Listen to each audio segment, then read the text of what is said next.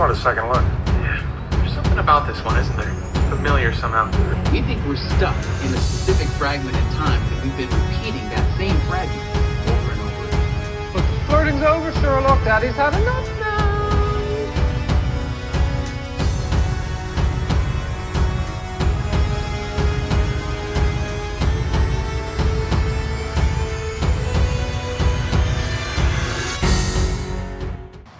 Hello and welcome to You've Seen It Before, TV reviews to connect you to mind. Star Trek Strange New Worlds is the latest Star Trek series to debut on Paramount+. All 10 episodes of the first season are now available for streaming. It was created by Akiva Goldsman, Alex Kurtzman, and Jenny Lumet, and stars Anson Mount as Captain Christopher Pike, Ethan Peck as Lieutenant Spock, Rebecca Romaine as Number One, along with so many others. And this is the continuing adventures of the USS Enterprise under the command of Captain Pike, approximately 7 years prior to the events of the first season of Star Trek: The Original Series. And really, that's all you need to know. This is the continuing adventures of the Starship Enterprise and its continuing mission to explore strange new worlds. Now, this video review will contain spoilers of Strange New Worlds Season 1, along with some other things, but I'll doing my spoiler-free thoughts first and foremost, but just so you know, there will be some spoiler talk later on in this review. First and foremost, let's get into some spoiler-free talk on Strange New Worlds Season 1. Is it worth the Paramount Plus subscription? Is it a worthy addition to the Trek universe? Is it just a good show in general? I would say yes, it is worth the subscription. Yes, it is a worthy successor into the Trek universe for a couple different reasons. One, focusing on Captain Christopher Pike, where there are several points in the Trek timeline in the Prime universe, especially, that have never been explored. One is the exploits of the Enterprise B under Captain John Harriman. There's apparently one book on the subject, and that's about it. In between the original series or the end of the original series movies and the Next Generation, there are a couple of those kinds of eras, and this is one of those eras where we only got to see Captain Christopher Pike in The Cage, the two-part episode of the original pilot of the original series, which was referenced in the episodes of The Menagerie. And then we got reintroduced to Captain Pike in Season 2 of Star Trek Discovery, which Anson Mount is a really good Captain Pike. He has a lot of charm and charisma to this role, and when he's laughing, I'm laughing with him. And when he's dealing with some existential crises, I can totally feel for him in those situations. He does a really good job in this role. Really, everyone on the cast is doing a good job. Some characters are explored more than others, and I think that's more a symptom of it being more of an ensemble cast than some of the other Trek series, that the characters that do get explored more, that are sucking up more time, that not everyone's going to have an equal chance, and that's just kind of the name of the game at this point. But overall, yes, everyone's doing a good job on this role, but the main reason that I think this is a great addition to the Trek universe is that it is once again episodic Trek, and I love that about this. Pretty much every single episode is a self-contained storyline, and if an episode doesn't land for you for any particular reason, you can just skip over it. You're not really missing anything at that point. If you want to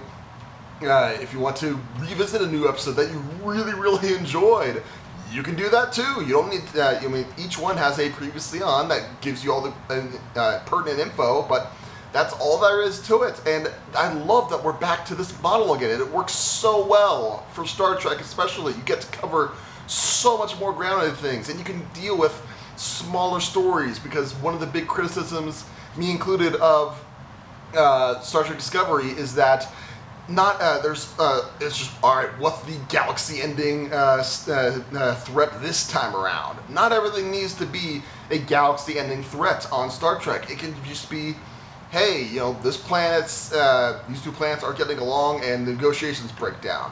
Cool, let's deal with that. Or, hey, this is a hilarious misunderstanding on this first contact situation. How do we fix it? Awesome. Some weird stuff's going on in the Enterprise, and we have no idea what's going on. How do we fix this? Great. pretty much all the episodes land on that front. I don't. There's of the 10 episodes, I can't really think of any bad ones in this bunch at this front. Yes, each episode has its positives and negatives on that front, but overall, they're all in the green on these, and I love the fact that we're back to episodic Trek. I hate to keep harping on that, but after so much of Discovery very serialized, Picard being so serialized, we had more episodic content in Lower Decks, but that was animated form, and that didn't have any of the characters that we grew to love as Trekkies over the years. Here we have Pike and Spock and Number One, and even other cameo appearances by a Robert April, and a certain cameo at the very end of the season in episode 10, which I will not spoiler right now, but you can pretty much guess who it is if you haven't already been spoiled by the press releases and studio leaks associated with that. And I will say that episode is probably the best episode of the entire season. And yeah, if you're a Trekkie, you are going to love this. And if you're not a Trekkie, if you're trying to figure out, am I going to enjoy Star Trek? Every Trekkie who's trying to introduce their friends to Star Trek, and they always have a list of here are the go-to episodes. And most of the time, yeah, you got these couple episodes of the original series, a lot of Enterprise, Next Generation or Deep Space Nine. Maybe not as much of Voyager, Enterprise. I would put those on that list, but I can see why a lot of people might not leave those on.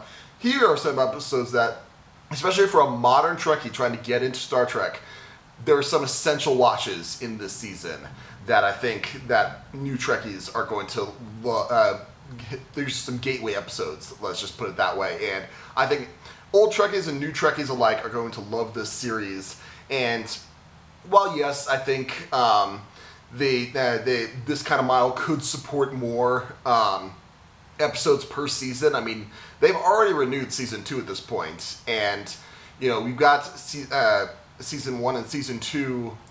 Presumably season 2 is going to be 10 episodes as well. You got 20 episodes between those two. That's about a full season of network TV at that point. Why not just go with it that way? I know everyone's like, oh man, why do you have this break? Had so much into one season, but no, this is the kind of thing where, hey, you can binge this very easily, and you can just skip an episode on a rewatch if you don't like it, or you could go back to a new episode over and over again and still enjoy it.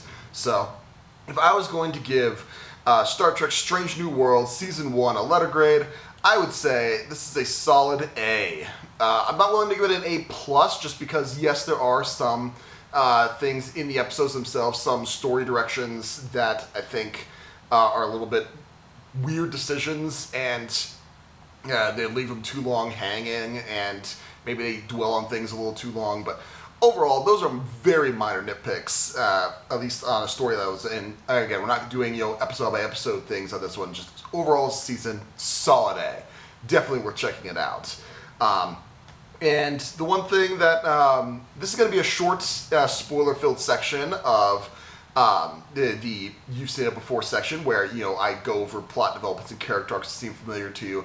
You can go episode by episode on various things that seem familiar to you, because that's the beauty of the episodic format. You want an episode that is playing homage to Alien? Go for it. You got an Alien episode right there. You want something that's more of a Q type episode where weird hijinks take over the Enterprise and we got some weird stuff going on. We got to figure things out. Go for it. You got that as well. The one thing that did kind of bother me a little bit was the very end of episode 10, where, again, episode 10, love the fact that it is basically a modern what-if retelling of the original series episode Balance of Terror, and